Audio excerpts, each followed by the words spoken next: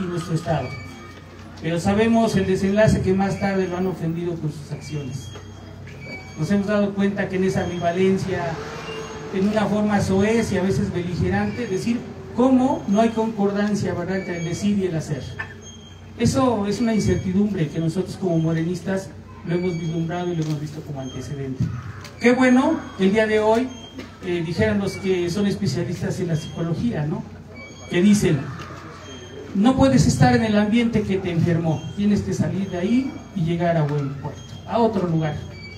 Eso es lo que nosotros vemos como perspectiva, como morenistas.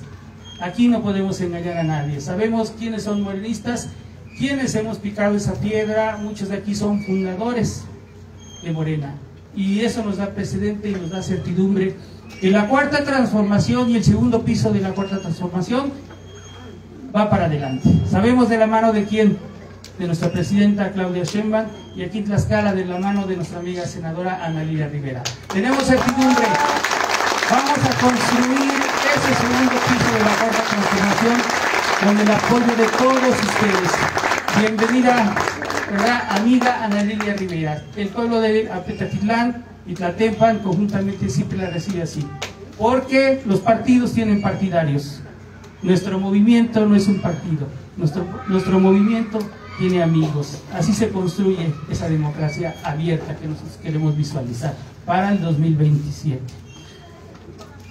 Aplausos nuevamente. Quiero presentar a nuestro compañero también, que ha sido fundador del movimiento y un hombre muy activista, ustedes lo conocen, a nuestro compañero amigo Cirilo Morales, mejor conocido como Carlitos, siempre activo dentro de la izquierda y pujante en ese activismo dentro del movimiento en Apetatitlán. Contamos también con la presencia del licenciado Alfredo Paul, cuarto regidor en la Comisión de Salud, ¿verdad?, actual del municipio de Apetatitlán. Bienvenido, licenciado, que está con nosotros. Y sin más preámbulo, también quiero reconocer a nuestro presidente de comunidad, al licenciado Leonardo Vázquez Bueno, las facilidades que nos da, y además porque es un hombre que también comparte la ideología con nosotros. Bienvenido, licenciado. Quiero presentarles también al profesor Prisciliano Vega Cuautle en representación del maestro Cuthberto Chávez, de la sección 31 del Magisterio, fuerte y fortalecido, presente. Quiero presentar aquí a mi izquierda a la licenciada Diana Pérez León, es actual síndico del municipio de Apetatitlán. Bienvenida, licenciada. Como ustedes pueden ver, mucha gente nueva, de rostro nuevo, participando dentro de lo que se construye dentro de nuestro municipio, dentro de nuestro estado. Y sin más preámbulos, pues los voy a dejar, ¿verdad?, con la razón por la que estamos aquí, con nuestra amiga Ana Lilia Rivera, que ella nos va a hablar de todo el tema que está pendiente en la defensa y en apoyo a nuestra presidenta Claudia Sheinbaum. ¡Viva la 4T! ¡Viva el segundo piso! Y lo vamos a construir. Gracias, compañeros.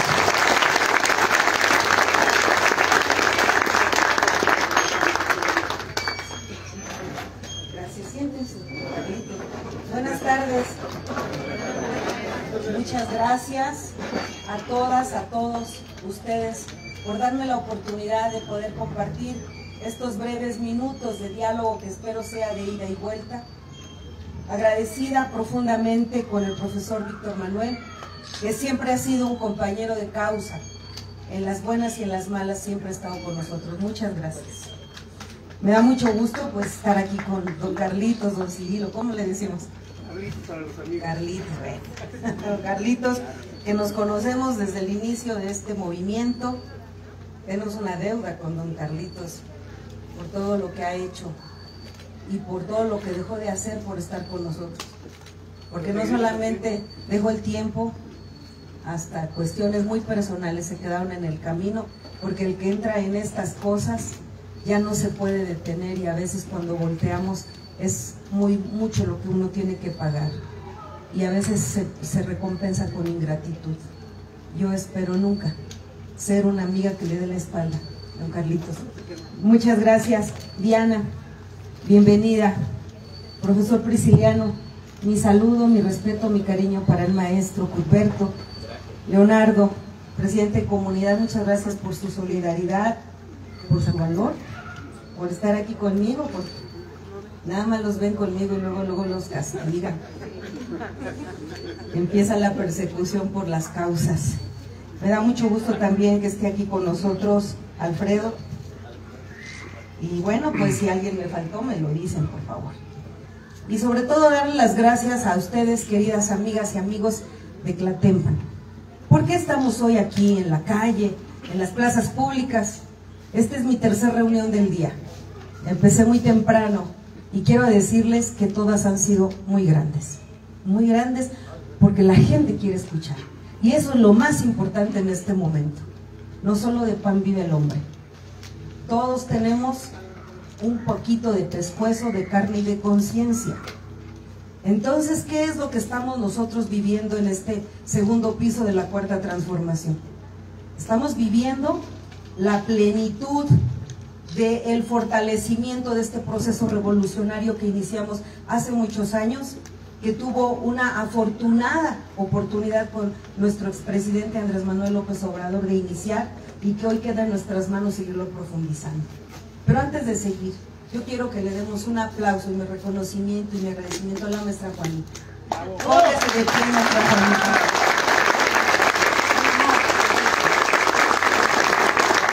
No, ya ustedes la conocen, va para que les diga. Incansable, congruente, aguerrida, valiente, una gran compañera. Estamos nosotros hoy recorriendo las plazas públicas para informarles sobre este paquete de reformas con el que nosotros llegamos, con la voluntad de la gente y que ha empezado a tener ya forma y que dentro de unos meses nos llevará a todas y todos los mexicanos a ser quienes votemos libremente, de manera democrática, por primera vez en nuestra historia, por los integrantes del Poder Judicial. Estamos viviendo esta segunda etapa, después de esta transición que tuvimos ya de 6 años, y yo le digo a todas y todos, amigas, amigos, el gobierno del licenciado Andrés Manuel López Obrador no fue el gobierno del cambio, fue el gobierno de la transición, porque todavía el viejo régimen, como él bien nos lo decía en sus mañaneras, lo viejo no se termina de morir y lo viejo no termina de nacer. A nuestro presidente le tocó todavía enfrentar una oposición con dinero, una oposición con medios de comunicación masiva, periodistas, poderes fácticos que estuvieron intentando en todo su gobierno detener el avance de la Cuarta Transformación. Sin embargo, los 6 años de su gobierno sirvieron para que Morena se consolidara como la primer fuerza política de nuestro país y transitáramos de una sociedad apática, condicionada, poco participativa en la vida pública, a una sociedad que el día de hoy escucha, se informa, opina, se involucra, participa y está dándole vida a esta transformación que es la revolución de las conciencias. La revolución de las conciencias que yo sí les puedo decir, porque lo he sentido. Hace 27 años que yo empecé a caminar en esta lucha al lado del licenciado Andrés Manuel López Obrador. Y he sentido en el toque de puerta, en la mirada de las personas, que la conciencia, que es un don que solamente de la creación divina tiene el ser humano, ha empezado a despertarse.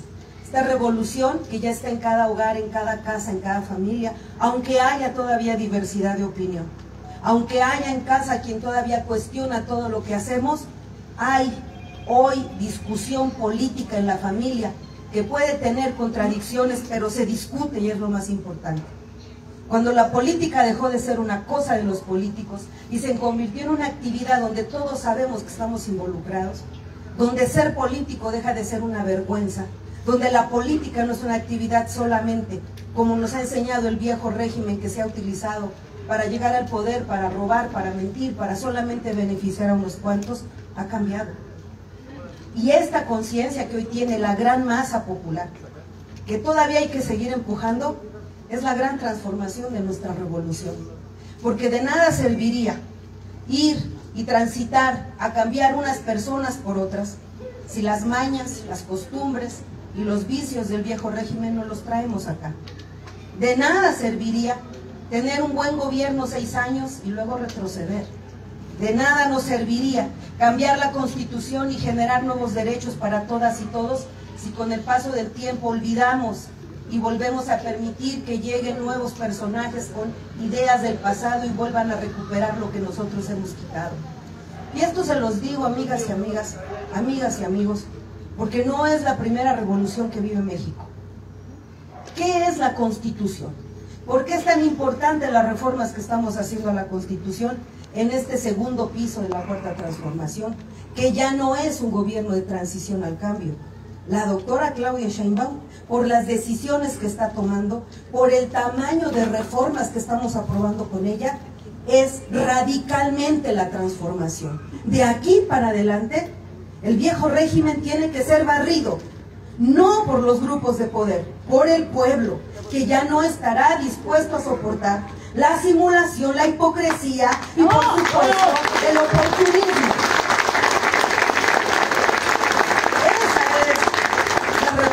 Con las que no cuentan los hombres y las mujeres del viejo régimen. ¿Y saben por qué no cuentan con ella? Porque no la creen, porque ni siquiera han entendido lo que significa este movimiento.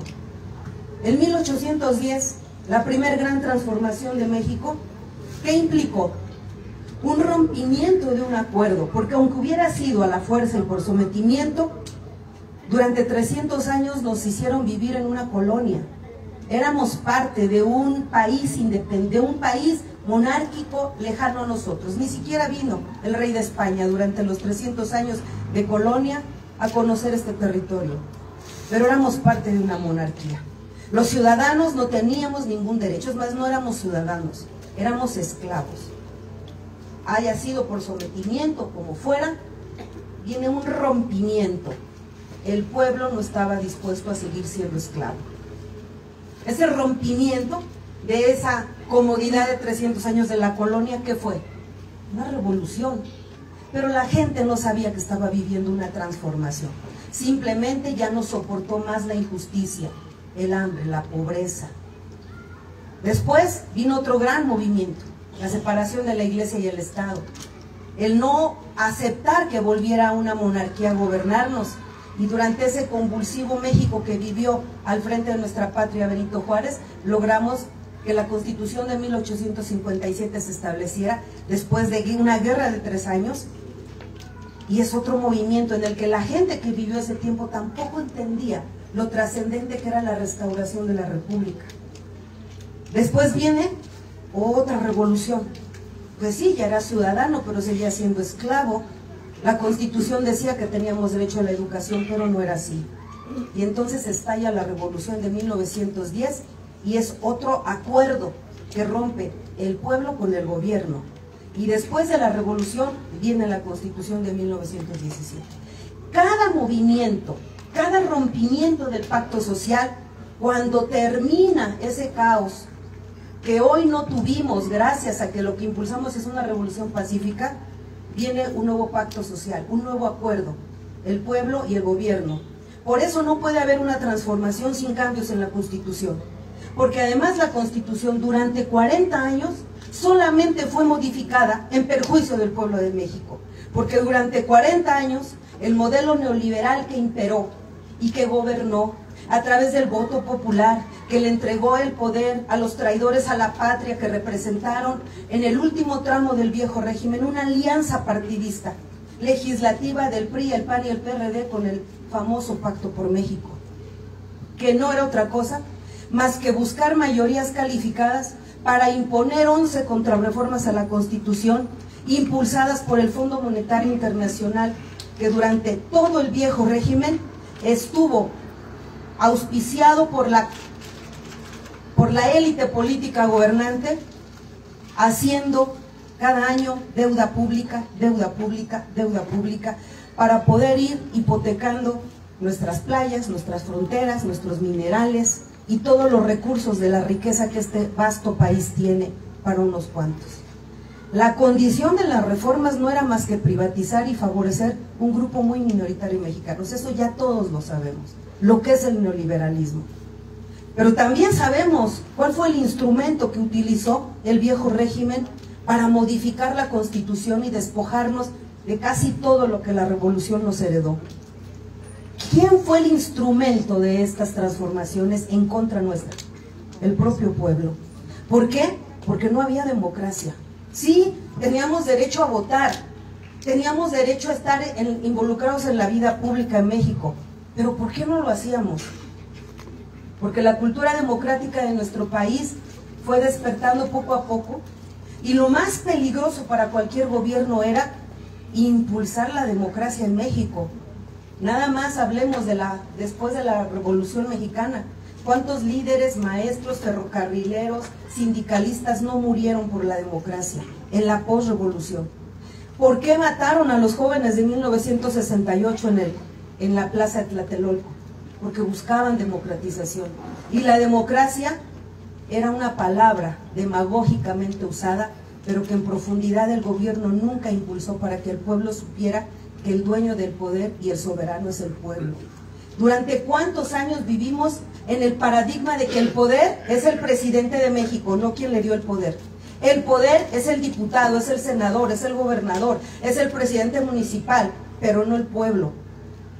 En la década de los 80 yo me acuerdo porque ganó Miguel de la Madrid. Era una niña, estaba ahí las urnas, la mesa, los que estaban al frente de la casilla, y mi mamá no fue a votar. Yo esperaba que en algún momento fuera a votar. Y yo le pregunté, mamá, ¿por qué no votas? Y me contestó, ¿para qué si ya sabemos quién va a ganar? Esa era la democracia todavía de hace 40 años. A pesar de que teníamos un gobierno democrático desde la Constitución de 1824. ¿Para qué si ya sé quién va a ganar? ¿Qué quiere decir? Que alguien decide, pero yo, pueblo, no. En cuanto el partido en el poder destapa al tapado, ese ya es, aunque la gente no vote por él. Salían a hacer campaña para pasearse, no para convencernos de sus programas, de sus presupuestos, de sus compromisos con la gente.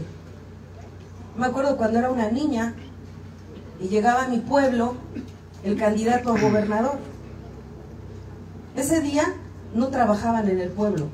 El auditorio lo adornaban, me acuerdo, con festón. Los campesinos bajaban y hacían el festón y la decoración del auditorio, mataban el puerco, traían el pulque, a los niños nos ponían nuestro uniforme de gala y con nuestra banderita nos ponían al lado de los caminos lodosos de terracería, y con cohetes y banda recibían al que iba a ser el candidato. Ni era todavía el gobernador y ya era el gobernador. Entonces, ¿qué discusión podía haber? ¿Cómo podíamos comparar quién era mejor? ¿Qué propuestas tenía? Era una simulación plena de la democracia. Pero conforme fue avanzando la competencia y empezaron a surgir partidos de oposición verdadera, como el Partido Comunista, empezó la filosofía del divide y vencerás, como decía Maquiavelo. Para que los que están en contra del régimen no ganen, les construían partidos satélites para dividir a la oposición y así mantenerse siempre en el poder. Otra simulación más de la democracia, tanto partido, lo único que parte es a la sociedad en pedazos, pero arriba ya quedó claro que eran los mismos. Después empezó a haber más competencia política y vino el 88 y una sacudida para el régimen. Cuauhtémoc ganó las elecciones, vivimos un fraude electoral. Entonces llega Salinas completamente deslegitimado y lo primero que hace es crear estrategias de control de masas y crea los programas sociales, y a partir de las despensas y de los apoyos sociales dijo, los pobres siempre serán mayoría, mientras tengamos controlados a los pobres tenemos garantizado el poder. Y la democracia ahora era votar a cambio de una despensa, de un programa social, de un apoyo.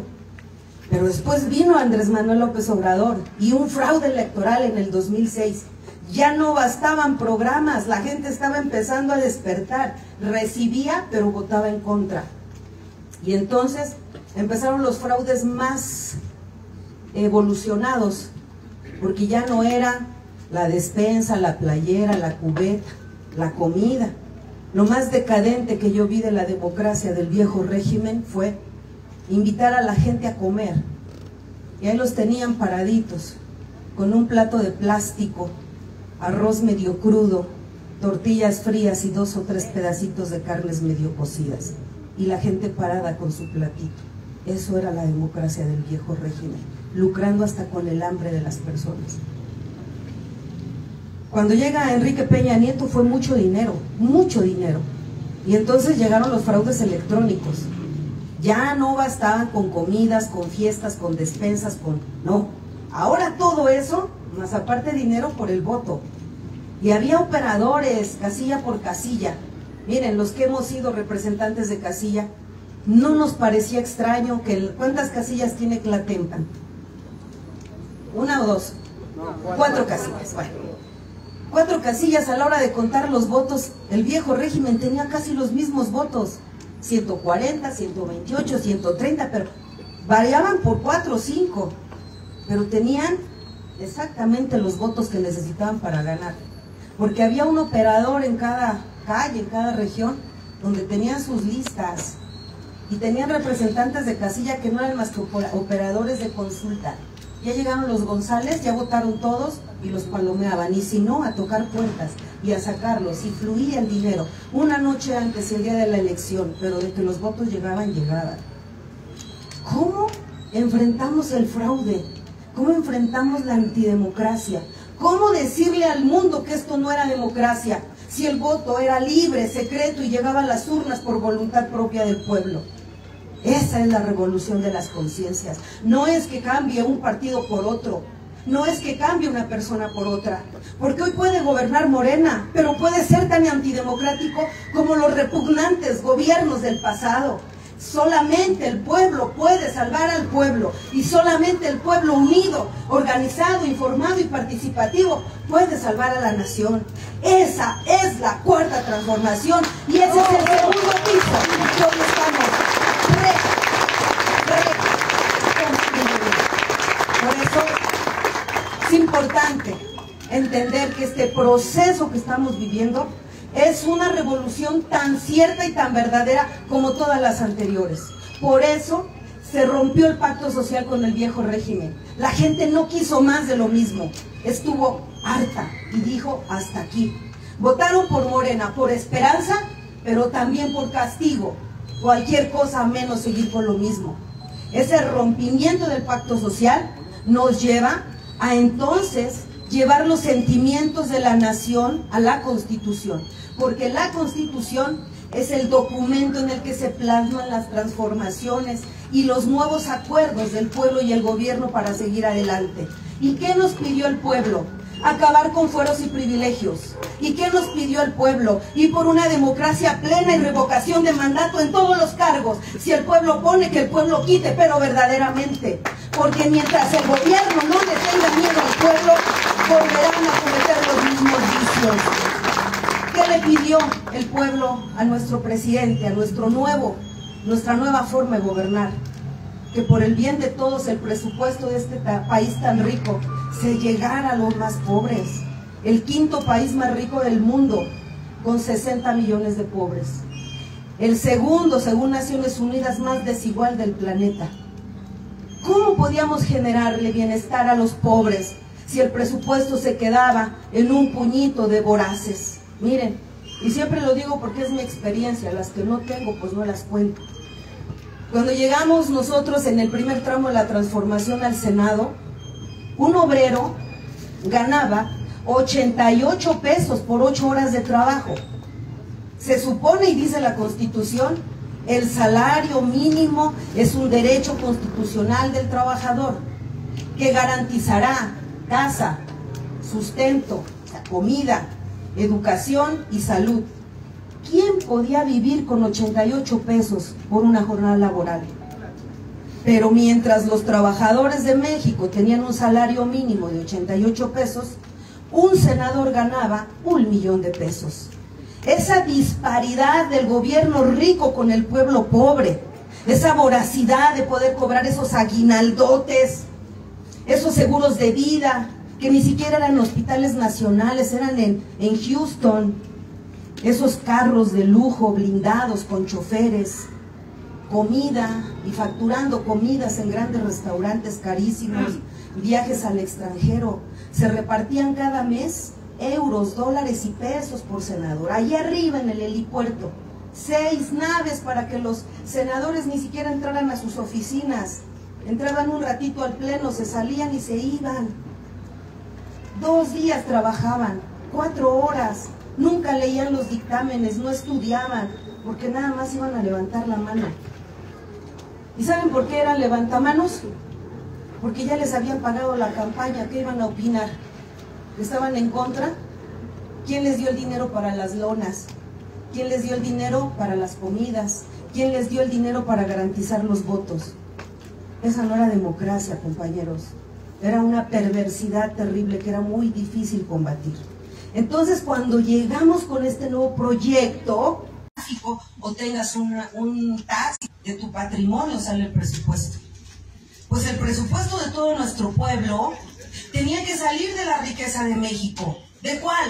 De las carreteras que estaban privatizadas, de las mineras que estaban concesionadas, de las playas, de las fronteras, de la industria eléctrica, del petróleo, de Teléfonos de México, de los aeropuertos, de los puertos. ¿De qué hablamos? Si toda la riqueza de la nación se concesionó sin ninguna reserva. Para los que saben, y yo creo que aquí tengo muchos trabajadores del Estado que tienen por necesidad que acudir al ISSSTE. En el ISSSTE entregaron, compañeros, la subrogación hasta de las camillas. No hay laboratorios en el ISSSTE, todo está subrogado. Están subrogadas las camas, las camillas, las medicinas, los servicios clínicos. Privatizaron todo. ¿Verdad? Como dijo doña Laida Sansores en su discurso aquella vez, no privatizaron a su puta madre porque no pudieron, pero todo lo privatizaron, todo lo privatizaron. ¿De dónde iba a salir el presupuesto para el gasto público? Pues de las deudas. Entonces cada año los diputados aprobaban deuda pública, pero no nos avisaban, no nos decían. Ellos nada más venían a pasearse y la gente decía, qué buen diputado este, miren, vino a inaugurar este parque, hizo ese adoquinamiento, por allá entregó unos balones, ayudó para ponerle a la capilla la campana, y la gente decía que era un buen diputado. Pero estaba aprobando deuda pública que vamos a pagar nosotros, nuestros hijos y los hijos de nuestros hijos. ¿Con qué derecho entregaron endosado el futuro de nuestros hijos con la deuda pública? Además, con intereses que aumentan cada año de acuerdo a la inflación. Eso era una canallada. Los moches, cómo se repartían el presupuesto y lo etiquetaban. Y después de ese etiquetado se robaba una parte el diputado y otra el presidente municipal. Hacían obras de calidad terrible, malas. Nos hacían un adoquinamiento de 1 millón de pesos en 30 millones de pesos. Ellos tenían los negocios, los enjuagues con las constructoras. Un asco que todavía sigue vigente. En lo local, en lo federal ya no. Y entonces, cuando los diputados no hacían nada más que endeudar al país, la gente estaba contenta, ¿no? Pero nosotros llegamos, nos dice nuestro presidente, se bajan sus salarios, entregan ese dinero, renuncian a foros y privilegios, no van a ganar más que el presidente, como dice la Constitución, y vamos a impulsar la ley de austeridad republicana, que es la ley de remuneración de servidores públicos, para aumentar el presupuesto del pueblo, porque con 5 billones no vamos a filtrar los recursos para nuevos derechos constitucionales, porque vamos a ayudar a los más pobres.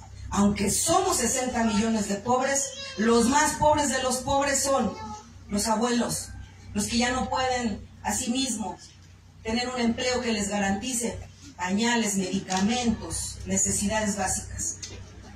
Los discapacitados, esos niños, esas niñas que nunca pudieron ser capaces de solventar sus necesidades. Y 3, los jóvenes abandonados durante 40 años a su suerte, no más universidades, empleos mal pagados. Les modificaron la ley laboral para que pudieran ser explotados por los Oxxos y por los bancos y por todas las empresas privadas que llegaron con la subcontratación después de la reforma al 123. Es la primera ley que impulsó Peña Nieto cuando llegó como presidente. Entonces, nosotros impulsamos un presupuesto mayor, porque el presidente dijo, vamos a tener un mayor presupuesto, pero no vamos a abrir deuda pública. Hay mucha gente que cree que este gobierno se ha endeudado ni un peso. Cuando hablamos de deuda externa en términos reales es que debemos intereses de una deuda, y esos intereses van fluctuando conforme La inflación determina cuánto aumenta cada año. Estamos pagando 800,000 millones de pesos nada más de intereses de deuda.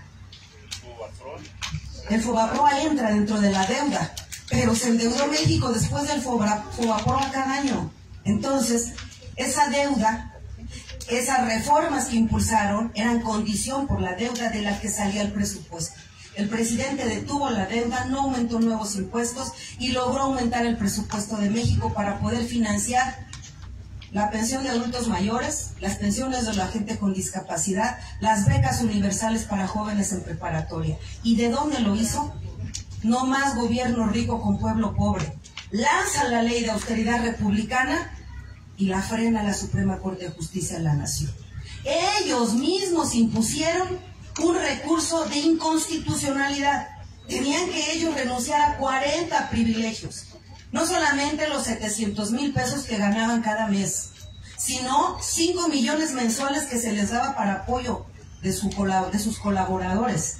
Pero además tenían haberes de retiro multimillonarios, pensiones, seguros de vida. Tenían gastos para su casa, para pintarla, para cámaras de seguridad, guardaespaldas, camionetas blindadas. Bueno, ahí están en las redes sociales, pueden buscar cuáles son los 40 privilegios de los ministros de la Suprema Corte. Pero no solamente eran los privilegios. Los conservadores más recalcitrantes en contra de la transformación se refugiaron en la Suprema Corte. Porque dijo el presidente, ahora hay que generar empleo, aumentar salarios, activar la economía, atraer la inversión externa. Por eso vamos a crear el corredor del Tren Maya. Vamos a levantar al sur y vamos a invertir y vamos a atravesar tantos kilómetros y vienen los amparos. Más de 1,000 amparos en contra del Tren Maya. ¿Para quién operaba la Suprema Corte de Justicia y los jueces de circuito? ¿Para quién? Para particulares, porque esos proyectos estaban generando activación económica y empleo y además estaban atrayendo inversión extranjera por todo lo que conlleva ese desarrollo. Dice, no vamos a poner el aeropuerto en Texcoco, nos vamos a AIFA, amparos contra el aeropuerto. Bueno, vamos a construir una refinería, amparos contra la refinería. Vamos a destrabar el atolladero que estamos por falta de tener autonomía eléctrica y sobre todo petrolera. Por lo tanto, hay que modificar la Constitución para desaparecer los contratos leoninos que hizo la Comisión Federal de Electricidad en el gobierno de Calderón y de Peña Nieto y que llevó a que el 70% de la electricidad la produjeran privados y que la Comisión Federal quedara reducida a producir solo el 30%, con contratos que les permitían utilizar nuestra infraestructura eléctrica sin pagar un solo centavo. Le dieron prioridad a la energía eólica y solar. Pero como no alcanzaba para garantizar los contratos de despacho diario, todos los días Comisión Federal pagaba gratuitamente lo que no podían ellos entregar en electricidad. Pero además crearon la famosa figura del autoconsumo. Ellos producen lo que consumen y empezaron a crear una empresa que competía contra Comisión Federal de Electricidad con nuestros propios recursos. Sacaron de la generación de energías limpias la energía eléctrica que se produce con el agua, que eran nuestras hidroeléctricas en el sur, las quebraron prácticamente. Las convirtieron en chatarra igual que nuestras 6 refinerías. Nos hicieron dependientes.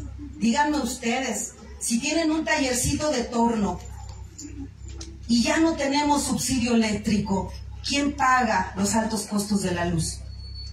Basta con tener una tiendita en la esquina y tener un refrigerador. Cuando llega la gente a buscar las cocas, ¿cómo las quiere?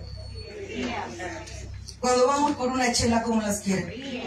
Y tenerlas frías implica pagar más luz porque están prendidos todo el día, toda la noche, pero la gente no paga más por la coca y por las cervezas. Al final de cuentas, el no ser autosuficientes en energía eléctrica lo pagábamos todos nosotros. Impulsamos la reforma constitucional. Como no teníamos mayoría calificada, no se logró.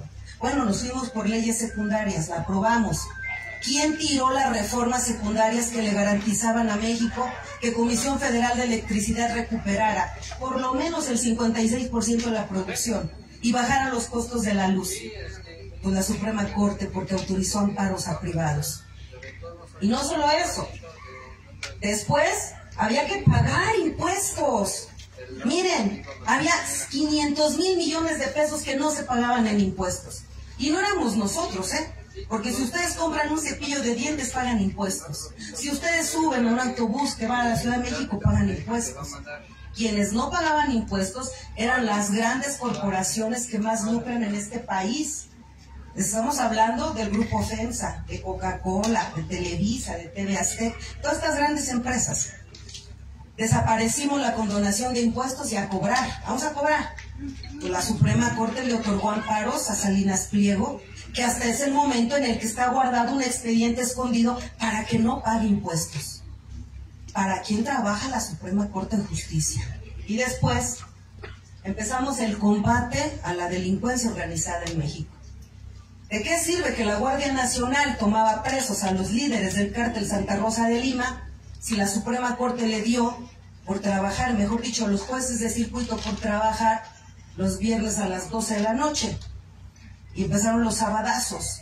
Y amanecíamos el sábado porque habían liberado a Caro Quintero, porque habían liberado al líder del cártel Rosa Lima, y así otros grandes generadores de violencia.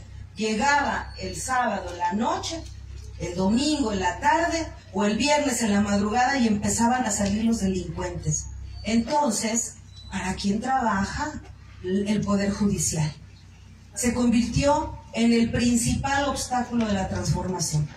De tal manera que la única forma de lograr que los tres poderes de la Unión que representan el soberano poder del pueblo vayan en conjunto para lograr la transformación de México es democratizar el Poder Judicial. Porque nadie los pudo poner en cintura, porque nadie les toma cuentas, porque hacen lo que se les da su gana, porque tienen con un nepotismo asqueroso controlado el Poder Judicial. Y discúlpenme, porque a lo mejor aquí hay colaboradores y trabajadores del mismo, pero esa es la verdad. Y todos los abogados lo sabemos. Si queremos entrar a trabajar al Poder Judicial, tienes que buscar padrino. Porque cualquier abogado, hijo de vecina, aunque lleve calificaciones de 10, no entra al Poder Judicial. No puede ser juez, no puede ser oficial de partes, mucho menos va a ser magistrado del Tribunal de Justicia del Estado. Entonces, tuvimos que impulsar esa reforma, pero como no teníamos mayorías, en este tramo de la Cuarta Transformación sí tenemos mayorías. Y les tengo la buena noticia, que ya todos ustedes saben. A pesar de las campañas de desinformación, a pesar de todo lo convulso que han sido estos días, donde salen un día sí y el otro también a mentir, que desaparecimos el amparo, mentira, que ya no vamos a tener democracia, que vamos directito a una monarquía, mentira. Tienen tanto miedo al poder del pueblo que hoy no les queda otra más que sujetarse el próximo primer domingo de junio del 2025. Por primera vez en la historia el pueblo de México va a votar por jueces, por juezas, ministros, ministras, magistradas y magistrados. Porque además no es otra cosa más que respetar la Constitución. Artículo 39. La soberanía radica esencial y originalmente en él. Todo el poder dimana de él. El poder, para poderse ejercer, se dividirá en poder ejecutivo, legislativo y judicial. Ustedes han votado por presidentes, gobernadores, presidentes municipales, diputados y senadores. Pero ¿cuándo han votado por un juez? Ni siquiera sabemos quién es el juez de distrito. Y ejerce poder popular, porque aplica la ley y hace justicia con poder popular. Son ilegítimos, son constituidos, no constituyentes, y quisieron atreverse a tirar la reforma al Poder Judicial a través de una controversia constitucional, al último un amparo. Bueno, han hecho de todo para evitar que el Poder Judicial se democratice, pero gracias al poder del pueblo no lo lograron, porque el poder del pueblo era claro. Nosotros en campaña ofrecimos, vamos a ir a reformar la Constitución para democratizar el Poder Judicial, y así lo hicimos. Por lo tanto, hoy estamos de fiesta, y hoy estamos muy contentos, porque podemos venir a decirle al pueblo de México, al pueblo de Tlaxcala, al pueblo de Tlatempan, que preparemos nuestra credencial de elector, y que los jueces y juezas que han robado, que han abusado de su cargo, que han ejecutado justicia en contra del débil, que han hecho justicia selectiva, pongan sus barbas a remojar, porque un solo acto de corrupción que se haga público no los hará candidatos aunque quieran. Esa es la justicia popular que debe privar en el Poder Judicial. Por eso, vamos a seguir avanzando con las reformas, porque es un mandato del pueblo, no es un capricho de nuestra presidenta. ¿Cuál es el dolor más grande que tiene nuestro país? La violencia, la inseguridad que galopa por cada rincón de nuestro pueblo. Dolorosamente, también Tlaxcala tiene hoy ese gran flagelo. ¿Cómo vamos a detener la violencia? Bueno, ¿bastaba con tener policías? No, pero era necesario tener una policía, porque la violencia no la creamos hace 6 años.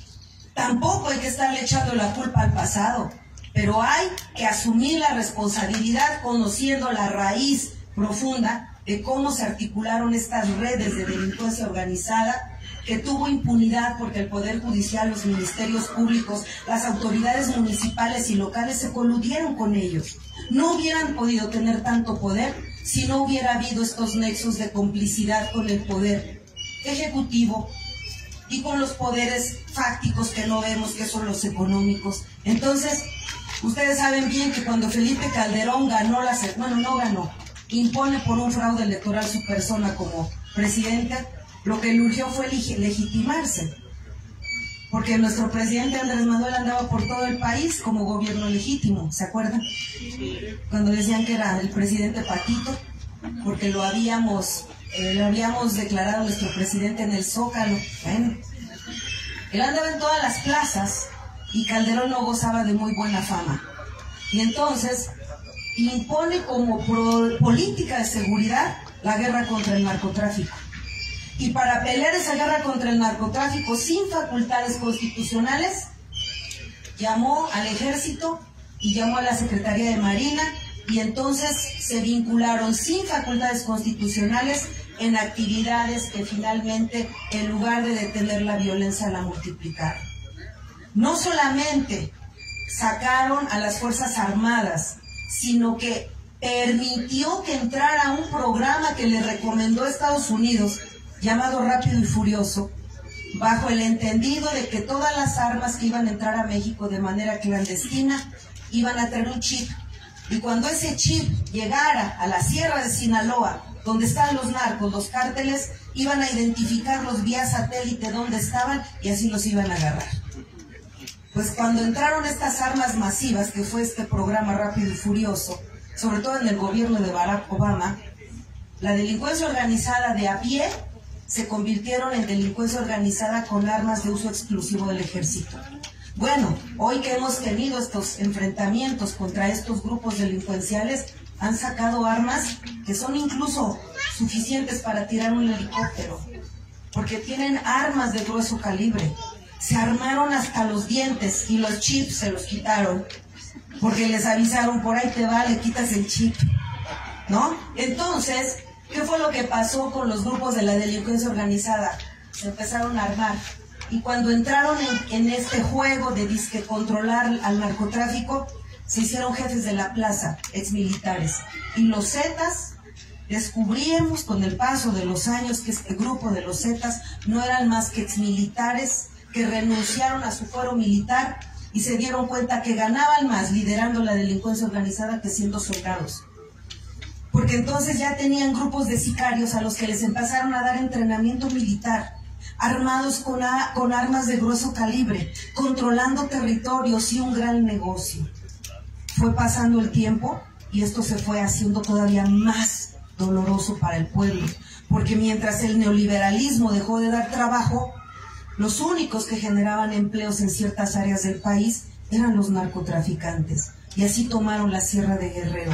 Ahora pacificarla va a ser muy difícil, pero así tomaron el control del huachicol, porque después dijeron, ¿y por qué nada más droga? Si podemos vender petróleo. ¿Y por qué no también gasolina y diésel? ¿Y por qué no nos hacemos del tráfico de los ilegales? Y ahí tenían otro gran negocio. Dicen que se gana más traficando personas que cualquier droga. Y después dijeron, pues vamos a financiar campañas para que no nos molesten. Como al pueblo no le importa de dónde venga el dinero, sino que el candidato regale, pues vamos a hacernos de la plaza de Ciudad Juárez. Y le dijeron al presidente municipal: ¿cuánto necesitas para tu campaña? Pero cuando seas presidente no ves nada. Y empezaron a tomar el territorio a través de financiar a los políticos. Pero después pasó el tiempo y dijeron: ¿y para qué financiamos políticos? Mejor nosotros somos los candidatos. Y así fue como fue ascendiendo este nivel de violencia y de destrucción institucional que llegamos a enfrentar.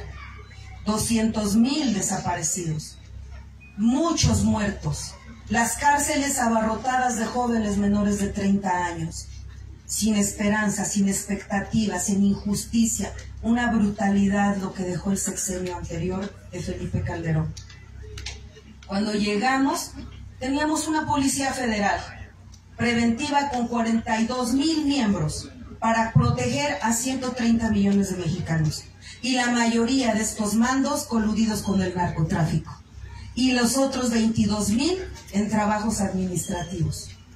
Desapareció la Policía Federal Preventiva porque estaba en gran medida coludida con el narcotráfico y la delincuencia organizada. Y entonces creamos la Guardia Nacional. Pero la Guardia Nacional, como no teníamos mayoría calificada, no la pudimos crear como nosotros hubiéramos querido. Y la dejamos con mandos militares solo 5 años. Pero en 5 años no institucionalizas una policía disciplinada, que no ceda ante la tentación del dinero fácil, o que no ceda ante la amenaza de la delincuencia organizada, que te obliga de 2 formas: secuestran o matan a tu familia, o te dan dinero y te conviertes en parte de ellos. ¿Cómo íbamos a fortalecer esta gran institución? En 6 años pasamos de 42,000 policías de la Policía Federal a 136,000 policías de la Guardia Nacional. De no tener cuarteles, porque la Policía Federal, si llegaba a Guerrero, tomaba cualquier hotel y se instalaba. Pero si llegaba a la mitad de la sierra, dormían en el suelo, combatían a la delincuencia en condiciones inhumanas. Cuando nosotros llegamos, creamos una nueva policía, se concedieron 136,000 plazas y se construyeron más de 400 cuarteles de la Guardia Nacional. Pero no solo eso, compañeros. Empezaron a hacer trabajo operativo, pero de nada servía que detuvieran delincuentes si el Poder Judicial les daba la libertad. Por eso era necesario una reforma constitucional para que la Guardia Nacional dejara de ser una policía de mando civil para ser parte de la Secretaría de la Defensa Nacional y quedar bajo reglas, reglamentos, disciplina y derechos militares. Hoy tenemos una policía con instrucción militar, con disciplina militar, en actividades policiales y civiles. Una Guardia Nacional que, si no existiera, a conforme se ha ido combatiendo la delincuencia y se han hecho más agresivos y más violentos, retando al Estado mexicano, han estado presentes hoy y mañana en los lugares donde no hay ni policías municipales. Por eso la Guardia Nacional era tan importante no dejarla, soltarla, porque lo más seguro es que se iba a corromper, porque todavía el combate a la corrupción sigue siendo un pendiente que libramos todos los días. Es que es increíble, amigas y amigos de Tlatempan, cómo la corrupción ha permeado de tal magnitud las instituciones y los ciudadanos, que es bien difícil encontrar colaboradores que entiendan que la corrupción es un delito, que es inmoral, que es lo que más daño le ha hecho al país. Yo no sé por qué. Quien tiene poquito poder inmediatamente se vuelve loco. Y entonces el dinero fácil, los privilegios de tener subordinados, el dinero y el poder que les da por un ratito sentirse semidioses, se olvidan que la corrupción es el flagelo que más daño le hace a México. Entonces, soltar a la Guardia Nacional era muy peligroso, pero la oposición no quiso darnos la oportunidad de que se consolidara dentro de las Fuerzas Armadas. Gracias a ustedes, hoy la Guardia Nacional ya es parte de la Secretaría de la Defensa Nacional. Y con esto no solo garantizamos su profesionalización, su disciplina, sino que les hemos dado todos los derechos laborales que tiene un militar, para que esos policías tengan seguros de vida, derecho a la vivienda, a la salud, a la educación, a los mejores hospitales de México, porque están en una actividad de altísimo riesgo. Pero gracias a ustedes, hoy la Guardia Nacional ya no solamente es policía, hoy ya es policía ministerial, con características de investigador coadyuvante en la organización, investigación y armado de carpetas de investigación. Para los que son abogados saben que es importante que una persona que anda en calle, si escucha a un ciudadano que le dice 10 años, no solo eso, la estrategia de seguridad que hoy tiene nuestra presidenta ha sido clara. En el México, el 80% son del fuero común. Facultades de inteligencia y seguridad que habrá de venir a vincular a los estados y obligarlos a que cumplan con el mandato de darle a la sociedad la paz y tranquilidad que merecen. Por eso hoy tenemos una mujer de 40 años, ya está vieja, ya no es productiva. Y si hacemos un trabajo igual, pues págale un poquito menos, además es mujer. Entonces, nosotros llevamos a la Constitución la igualdad sustantiva. Ya en la Cámara de Senadores lo aprobamos, parece ser que en la semana también la Cámara de Diputados, y va a pasar estos días a los congresos el empleo de una mujer por su estado de gravidez. Entonces, estamos avanzando a todas estas reformas, porque además el empleado, donde a través del ahorro y el financiamiento público puedan tener actividades. Entonces, estamos avanzando. Reformamos la Constitución para que el salario nunca esté por debajo de la inflación. Imagínense ustedes, un salario de 88 pesos con un litro de aceite de 40, y ya si compras el corrientito 32, 36, un kilo de frijoles en más de 30 pesos. Vamos a bajar la inflación, pero también vamos a subir el salario. Nunca el salario mínimo estará por debajo de la inflación, considerando que el salario mínimo es una referencia. Pero todas las empresas están obligadas a pagar más del salario mínimo, pero no podrán pagar menos del salario mínimo. Eso es lo importante. Aumentamos el salario 120% en 6 años. Estamos fortaleciendo los derechos de los trabajadores al darles hoy en la Constitución el derecho a la vivienda digna. Se van a construir 1 millón de viviendas en este gobierno. Y el Infonavit ya va a tener facultades para construir casa con dinero público, porque las inmobiliarias, que fueron las que hicieron los grandes negocios con el derecho de vivienda, lo que hicieron fue esclavizar a la clase trabajadora 30 años pagando una casa que a los 8 años de que te la entregaron o antes se cae a pedazos. Ya se botó el aplanado, ya se botea el baño, ya se botaron los azulejos, ya se ven las varillas oxidadas en la casa y todavía no la terminas de pagar. Entonces vamos a tener obra de calidad, casas bien hechas, más baratas, se van a reducir los intereses, incluso se creó el sistema de contratar renta para adelantar la posibilidad de que se queden con esa casa jóvenes estudiantes. Va a abrirse la vivienda como un derecho a los más vulnerables con 0% de intereses. Ya vendrá la presidenta y nos dirá cuántas acciones de vivienda le van a tocar a Tlaxcala. Pero lo más importante es que todos los trabajadores al año de estar cotizando van a tener derecho a poder solicitar vivienda, cosa que no pasaba. Tenían que pasar quién sabe cuántos años y quién sabe cuántas cotizaciones para que tuvieras acceso a la vivienda. Entonces ya logramos legislar también esta que es una de las muchas deudas que todavía hay con la clase trabajadora. Logramos echar abajo la reforma energética de Peña Nieto. ¿Alguien de los que está aquí estuvo en la resistencia contra la reforma energética? Fue en el 2013. El 12 de diciembre del 2013 aprobaron la reforma energética, cuando todos estaban distraídos en las ferias guadalupanas. Ahí estábamos unos cuantos tomándonos, las tlaxcaltecas nos tocó cerrar el puente que une a San Lázaro con la Tapo. Ahí teníamos pues lo que podíamos, hubo restaurancitos de la Tapo que nos prestaron sus sillas y con las sillas cerramos el puente y pasaron frente a nosotros, dicen las estadísticas, 7 millones de peregrinos, mentándonos nuestra madre, diciendo bola de huevones, váyanse a trabajar. Y nosotros estábamos defendiendo el petróleo de todos. pues nos aplicaron la reforma. Yo me acuerdo, y don Carlitos no me dejará mentir, ni siquiera nos dejaban acercarnos aquí unas barricadas metálicas de más de 2 metros. Hasta allá veíamos la Cámara de Diputados, ni siquiera podían escuchar nuestros gritos. ¿Y cómo protestamos? ¿Qué hicimos para que escucharan nuestra inconformidad, don Carlitos? Agarramos piedras y nos empezamos a pegar y a golpear todo lo que podíamos, de tal manera que el escandalero que teníamos contra las barricadas hizo que los policías se pusieran algodones en las orejas, porque estar así 2 horas, 3 horas, 4 horas, 6 horas, ya estaban desesperados. Bueno, los chilangos son inauditos. Al rato ya andaban vendiendo martillitos. Martillos, ya no quieren martillos, ¿no?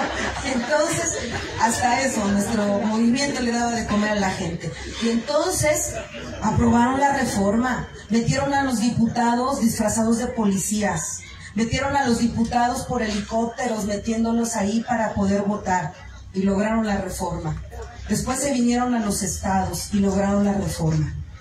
No saben ustedes el privilegio, se los tengo que agradecer. El día que aprobamos que la reforma de Peña Nieto energética se caía, que fue hace 20 días. Declaramos a la Comisión Federal de Electricidad y a Petróleos Mexicanos empresas de interés público y dejaron de ser empresas que tenían que competir con la iniciativa privada para ser prioritarias en el desarrollo de México.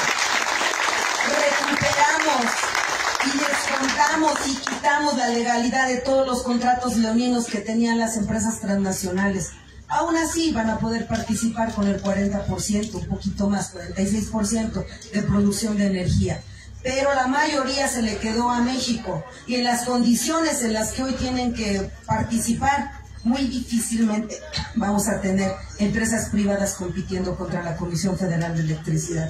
Ahora vamos por recuperar presupuestos que nos permitan volver a tener una empresa nacional que tenga dinero para infraestructura y podamos volver a tener postes y ampliaciones eléctricas que no sean bajo el costo del ciudadano. Pero esto poco a poco lo vamos a ir recuperando. Como ustedes ven, no hemos perdido el tiempo este mes, ¿verdad? Y todavía lo que falta, viene la reforma al agua. Y aquí les doy una muy buena noticia, me adelanto, pero se las va a dar nuestra presidenta cuando venga a nuestro estado. Va a venir a hacer 10 compromisos de infraestructura para nuestro estado de Tlaxcala.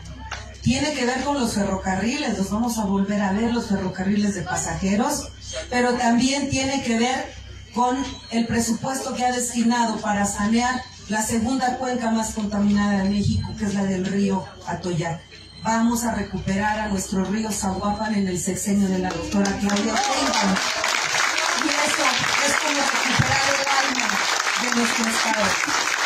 Ya no más falta que la convenzamos para que invierta recursos económicos y jurídicos para recuperar la grandeza de nuestra montaña, que está en manos de quienes todos los días le hacen daño a nuestra máxima representación de vida, que es la Malinche o el Matlalcueyet, ¿no? Entonces, vamos a tener muchas cosas por hacer, vamos a acabar con las concesiones que están hoy en manos de particulares. Esto le va a dar facultades, si quiere, al próximo gobierno, de quitarle la concesión a la Coca-Cola que está secando toda la zona de Apizaco y de esa región, no paga impuestos, no da ningún beneficio y se llevan el agua.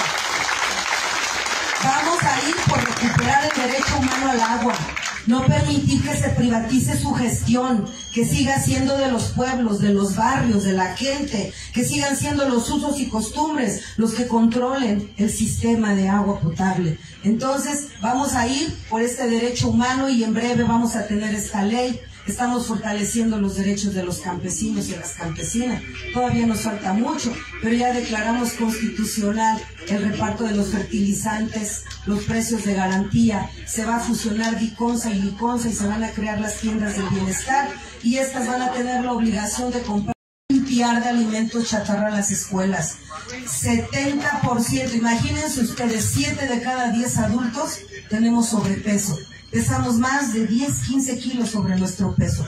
Pero los niños, imagínense ustedes, 4 de cada 10 niños obesos, que no se mueven, que no juegan, que se la pasan en el teléfono celular todo el día.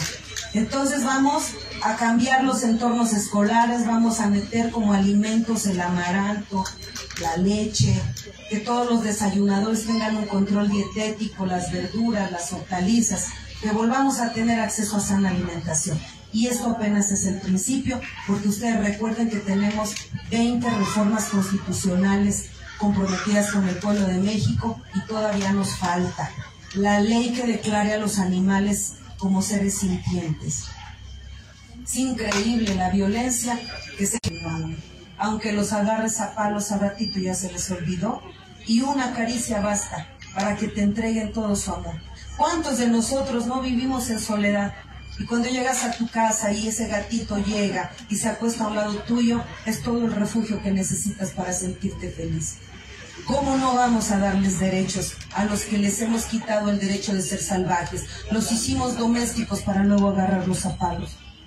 Entonces, cuando hablo de esto, San Francisco de Asís, de salir del pueblo y deja lobito en la comunidad. Ya si en San Francisco de Asís le pegan, lo patean, lo humillan, y entonces empieza a darse cuenta el lobo de toda la maldad humana. Se aleja y regresa a su vida salvaje. Y cuando regresa a San Francisco de Asís y lo busca y no lo encuentra, se va a buscarlo a las montañas. Y entonces lo encuentra y el lobo le dice a San Francisco de Asís: no te acerques, hermano Francisco. Ese lobo bueno, apacible, ya no existe más. Y le dice cómo es el ser humano. Y le dice: déjame aquí vivir entre los míos, ser salvaje. Porque en este medio, la maldad, el dolo que yo vi en los ojos de los humanos, tratándose hermanos y hermanas como enemigos, hombre y mujer como perro contra perra. Vean ustedes ese poema tan maravilloso. Y se queda en su vida salvaje. Y los motivos del lobo son tan grandes que San Francisco de Asís se retira rezando al Padre Nuestro. Es tan bonito ese poema. ¿Cómo fuimos capaces de darles la oportunidad de vivir en vida salvaje para hoy no tener dinero para esterilizarlos? Permitir que se reproduzcan en las calles sin tener compasión de ellos.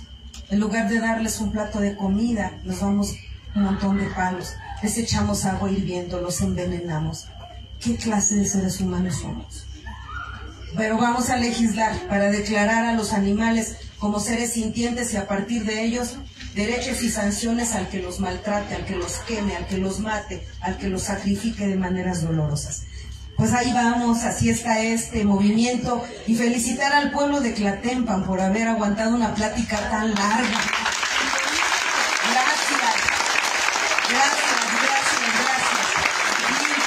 Y para adelante, como bien aquí lo han comentado, la Cuarta Transformación todavía tiene segundo piso y si Dios quiere tercer piso, y yo espero que pronto, muy pronto, la Cuarta Transformación también se sienta en nuestro territorio, hasta el último rinconcito de Tlaxcala. ¡Que viva la Cuarta Transformación! ¡Que viva la reforma del Poder Judicial!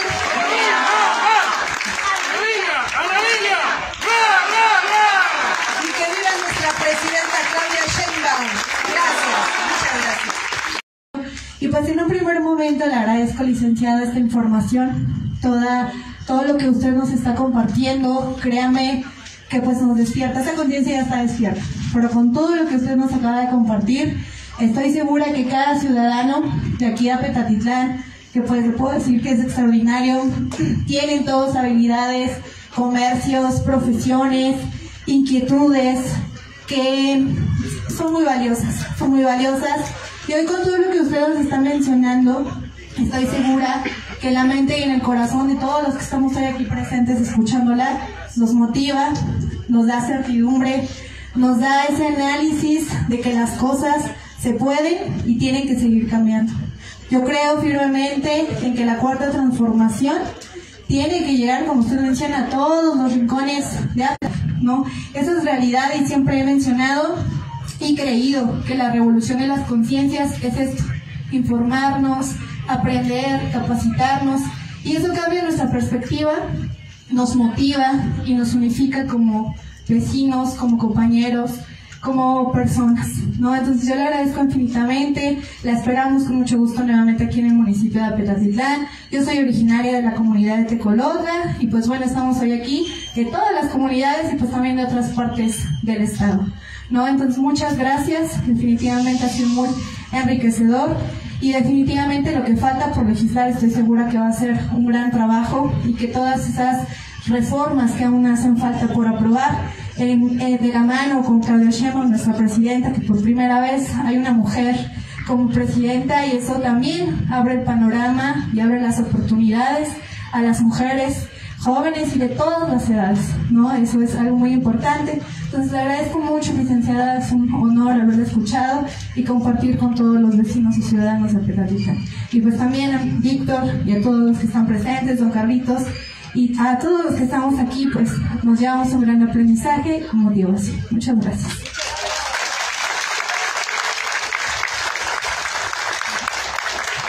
Compañeros, ¿alguien más quiera tomar la palabra? Y la compañera. Lo vamos a pasar, por favor.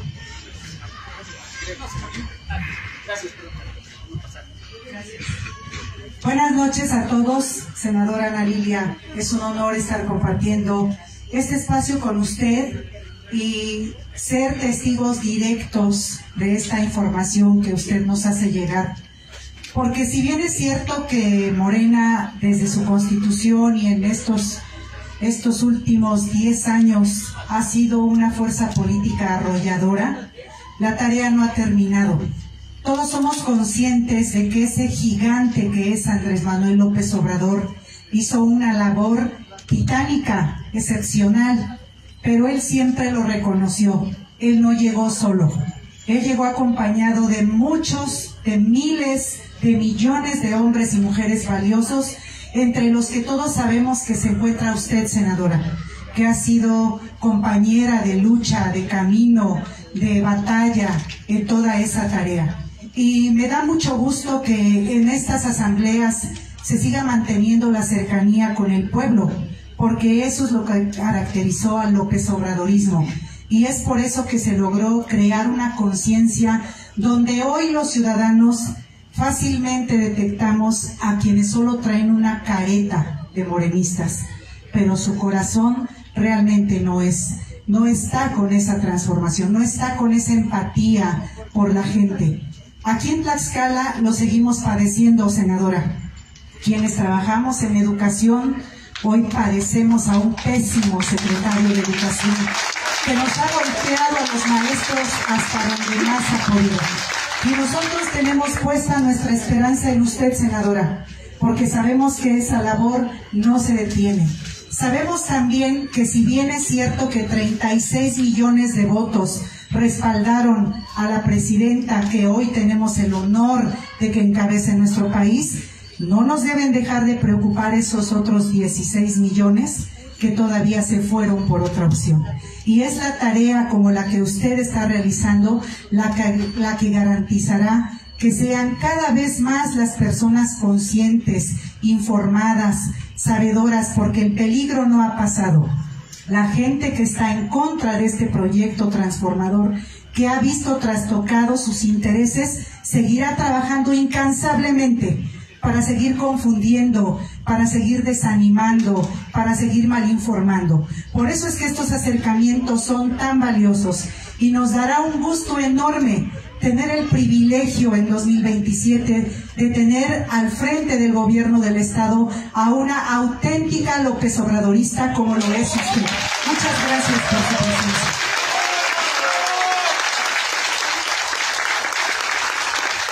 Voy a ser breve. Me agradó su punto de vista, maestra Aurorita, me agradó. Tenemos que entender que todos los ciudadanos estamos ya en contra y en el hartazgo de gentes oportunistas que van de un partido a otro viendo sus intereses. Estamos hartos del chapulinismo, estamos hartos de la injusticia, estamos hartos de que vengan nada más a fingir y a ver cuánto ganan en la presidencia municipal, en las regidurías, en los puestos públicos. Se tiene que acabar la corrupción, porque todos, siendo de cualquier partido, todos, absolutamente todos, para el salario de los funcionarios públicos.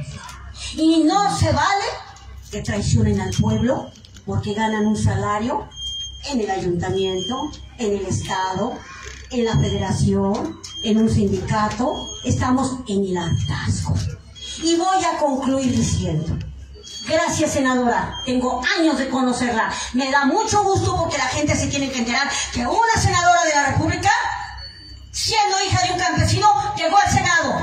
Estamos en el hartazgo de que el papá fue gobernador, el tío gobernador, el sobrino gobernador, el nieto, tataranieto. Se tiene que acabar esa mediocre práctica.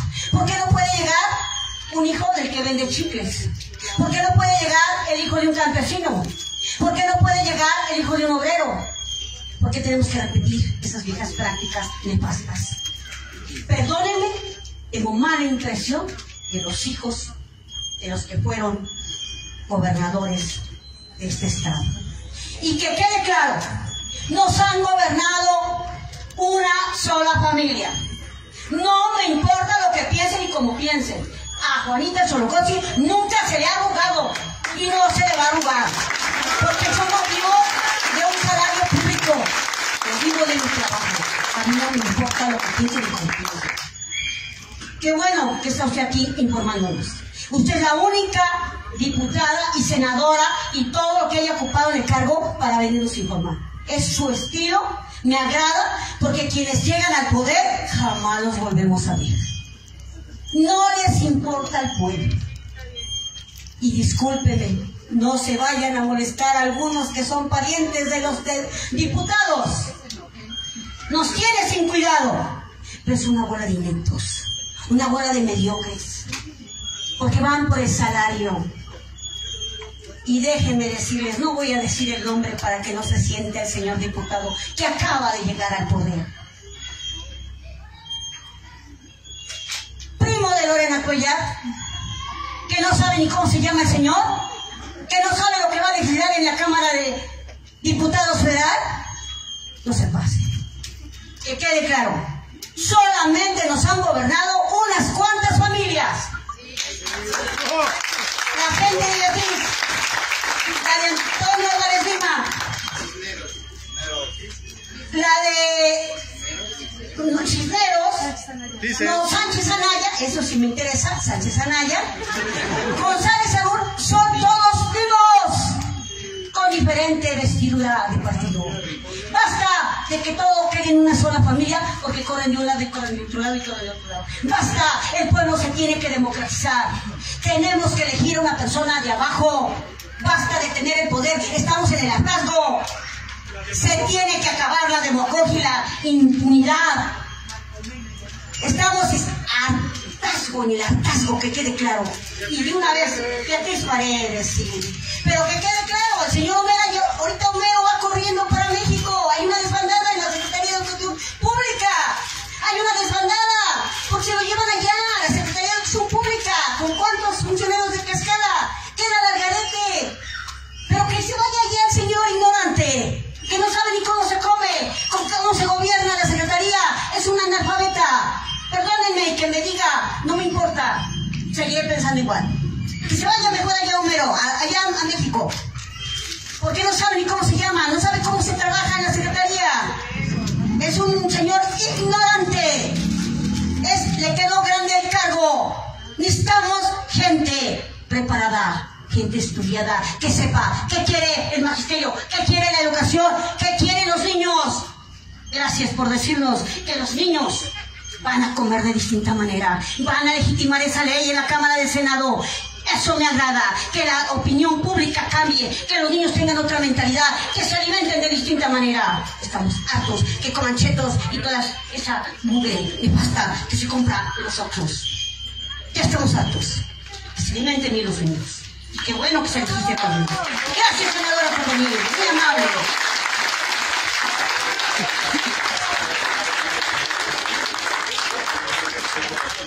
Muy buenas noches, senadora. Y tampoco es mi afán. El pueblo hoy sabe perfectamente lo que quiere. Yo soy un instrumento de la Cuarta Transformación. Yo no soy el movimiento. El movimiento somos todos. ¿Dónde voy a estar? Donde ustedes quieran. ¿Contra quién voy a luchar? Contra lo que he luchado toda mi vida y no importa dónde esté. Pero lo voy a hacer como nos enseñó nuestro presidente, pacíficamente, con conocimiento de causa, con profunda responsabilidad, con un gran amor al pueblo y un agradecimiento a mi Creador, que es el que me hace una buena persona. Podré tener muchos defectos, pero soy una buena persona. Tengo temor a Dios. Sé que la vida es breve y que si un día la oportunidad de hacer llega a mis manos, lo vamos a hacer todos y desde abajo. Que viva el pueblo de San Pablo de Tatitlán, que viva el pueblo de Tlaquepa, que viva el pueblo de Panopla, que vivan los hermanos de Texantla. Muchas gracias por todo. Que Dios los bendiga, que tengan bonita noche. Muchas gracias. Muchas gracias.